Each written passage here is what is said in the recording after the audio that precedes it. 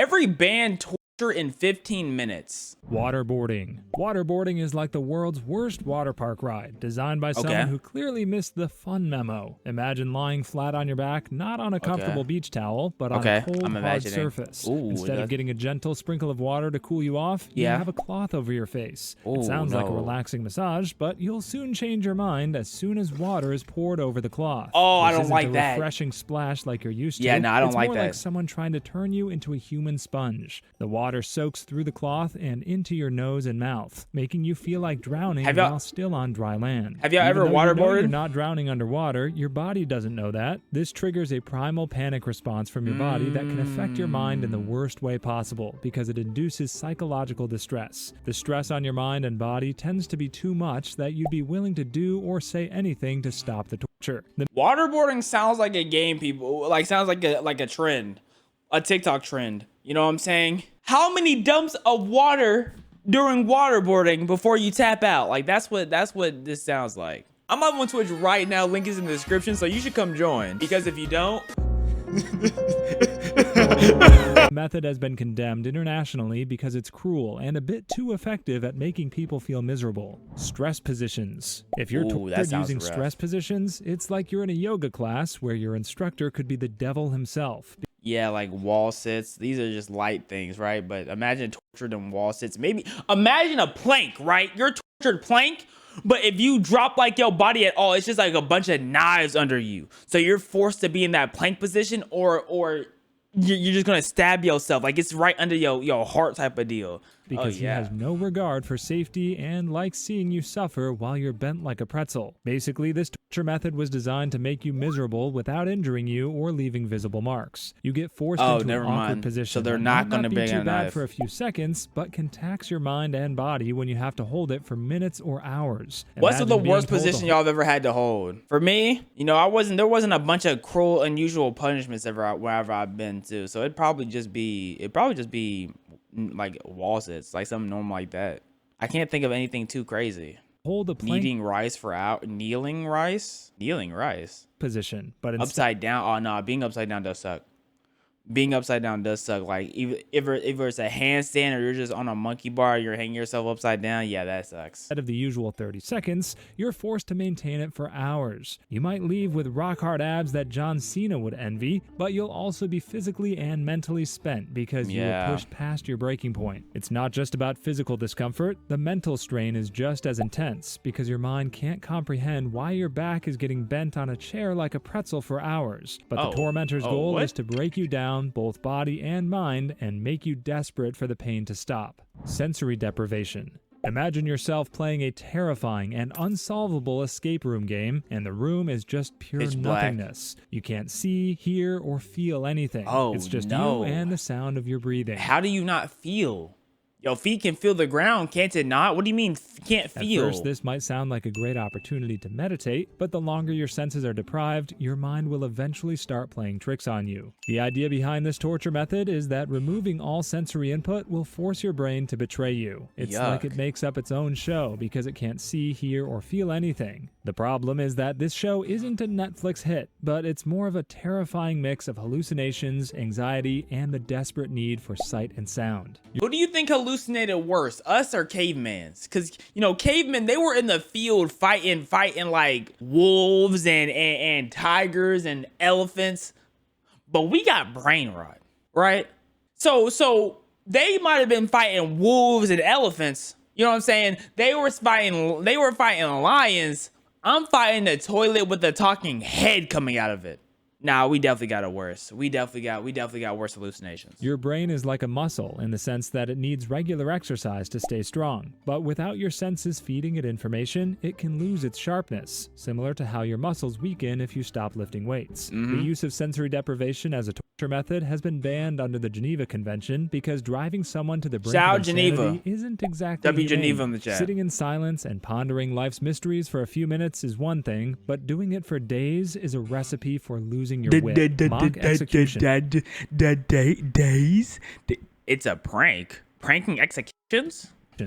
Let's say your torturer says that you're on death row and you're going to get executed in a while. He takes you to an electric chair, straps you in, and pulls the switch. Just as you're expecting 1,000,000 volts, nothing happens. The guy just says, just kidding, but the damage of this mock execution has already been done. Oh, that's crazy. Basically, this torture method involves pretending to kill you to make you freak out. No, Just that's as you're crazy. about to meet your maker after praying to all the saints and angels so that you'll get to see the pearly gates, you find out that it was a prank all along. This Just can cause kidding. serious psychological distress. because it LOL. plays with Oh one my of gosh, humanity's Lamau, you really thought you were gonna die? It was just jokes. deepest fears, death. There's nothing physically painful about this torture method because it's all mental. It tortures you psychologically and scars you for life by causing long-lasting trauma and symptoms of post-traumatic stress disorder, including flashbacks, nightmares, and severe anxiety. Nightmares would be crazy, bro. Nightmares, they get shocks. It also plants the seeds of mistrust in your head, giving you trust issues when it comes to authority figures. Even if you make it out of your torture in one piece, I mean, did we your ever mind trust will authority subconsciously figures make it harder anyways? for you to trust people. In the worst cases, you might even come out emotionally numb, saying whatever to just about anything. That's why governments and organizations around the world have banned mock executions, because it's a violation of human rights. It's basically Okay. something that would make the worst movie villains look better. Hotboxing. Imagine yourself in a small car with Oh, this is a torture method. I'm thinking to myself, people be hotboxing all the time. busted windows. All the You're with time. your uncle after he just won a burrito eating contest. All those beans will eventually turn into a fart, filling the car with 10 years Hotboxing worth of gas. poots? Hotboxing is similar, but 10 times worse. While it may Hotboxing sound like the poots? newest workout craze, hotboxing doesn't involve 12 rounds with Mike Tyson in a sauna. Instead, it's a torture method that keeps you confined in a small room while being forced to inhale smoke and other toxic gases. Oh, I thought they were forced to inhale farts. I was about to say that was crazy. That would have been insane.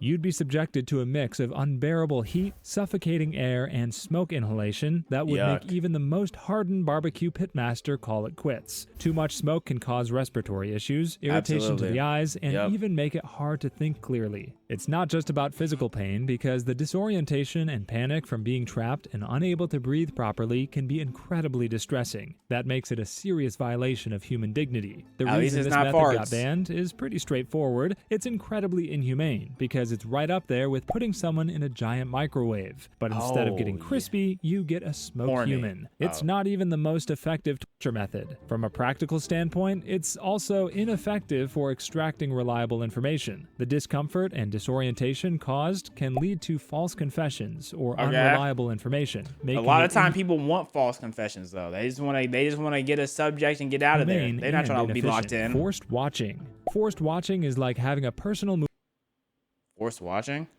Hold up. This sounds like it's about to be ridiculous.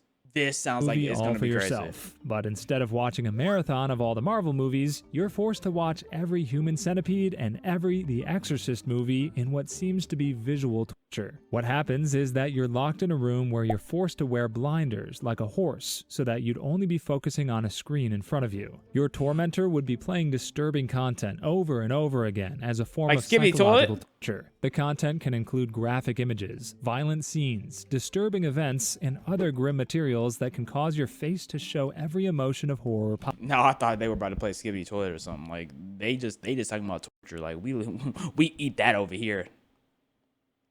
We do not eat that over here. Possible. This can go on for hours or days, making it hard for you to sleep. Even if you do end up sleeping, you'd be in a marathon of nightmares that are probably worse than what your tormentors are forcing you to watch. The psychological torment can be immense because this can cause severe emotional trauma, especially if you're quite sensitive to graphic content. This torture aims to break you down, destroying your mental health. So even if it doesn't physically harm you, you'd be left with severe PTSD and anxiety disorders. Close your You'd eyes. probably never want to watch a movie ever again. Close even if your it's a Disney eyes. princess movie. Rectal feeding. If you're watch a movie ever again, even if it's a Disney princess movie. Rectal. What? How did you get away with planting this image? How did you get away with planting this image, bro? Dog. What am I?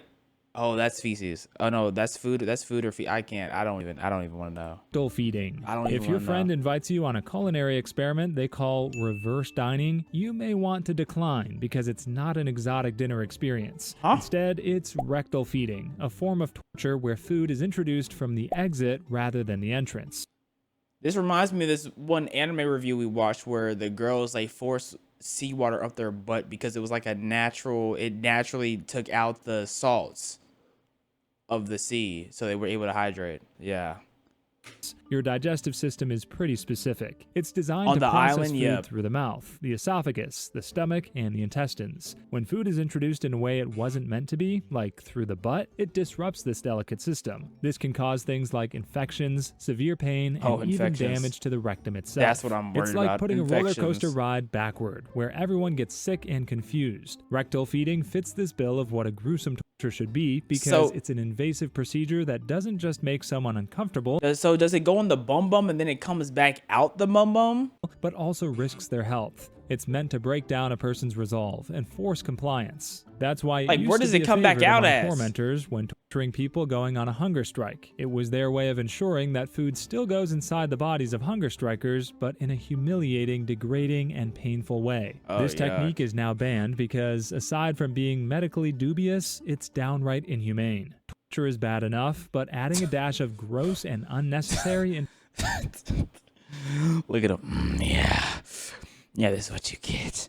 You want to go on a hunger strike? We're not going to be hungry today. Spread them like...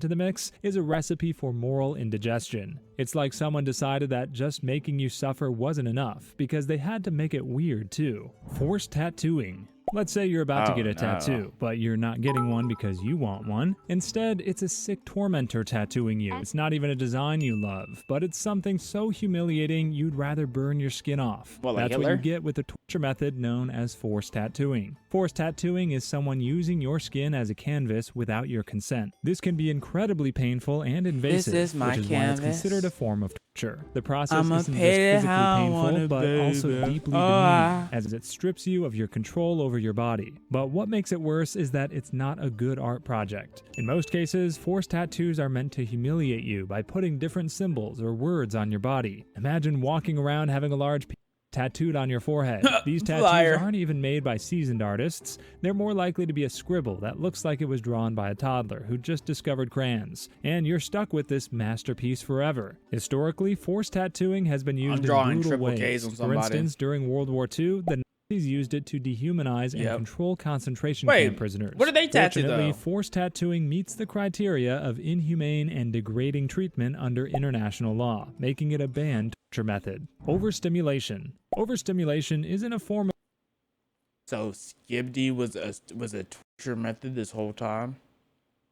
You're telling me when there was TikToks with Subway surfers on the bottom, that was torture this whole time? Oh, wow. sexual kink, but a torture method designed to put your senses into overdrive. Imagine being strapped on a chair and forced to watch Michael Bay's Transformers movies for hours at full brightness and with a headset on max volume. Your tormentor might add flashing lights, blaring sirens, and the smell of popcorn that you can never eat. That's overstimulation in a nutshell. When you're overstimulated, your brain is basically juggling knives while unicycling on a tightrope over a pit of crocodiles. Yes, there's too much going on, and that's exactly what the brain feels in this situation. It can't handle all that mess and will eventually break down. Your nervous system gets bombarded with more information than it can process. Not my brain, when your though. senses are on overdrive. Not my Like how brain. you break down when your boss keeps giving you Not me. more work than your job description can handle. This can lead to severe stress, anxiety, and even psychological trauma. Over time, it can cause lasting damage to mental health, leading to conditions like PTSD and Just chronic being anxiety forced to watch disorders. Saw the whole body and series mind are over and deeply over again. interconnected, so if one is distressed, In 3D. the other can suffer. That's why Max overstimulation volume. can lead to Dark physiological room. effects such as increased heart rate, sweating, and even the risk of collapse. Luckily, overstimulation is banned under the Geneva Convention. If it was still legal, governments would replace Geneva. investigation rooms with movie theaters. Not having enough subscribers feels like torture, but you can help us feel better by subscriing to our channel and joining our Discord. You dang Chemical right. torture. Being chemically tortured is like being forced to drink the worst cocktail in the shadiest bar in the world. Sound crazy. This drink inflicts pain, disorients you, and makes you psychologically submissive. Sooner or later, you'd confess every sin you committed since you were in your mother's belly. Chemical torture methods vary, but they often involve administering drugs that induce severe pain, hallucinations, or a complete loss of control over your mind and body. Yeah, like, just imagine being just force-fed laxatives. Oh my goodness, bro.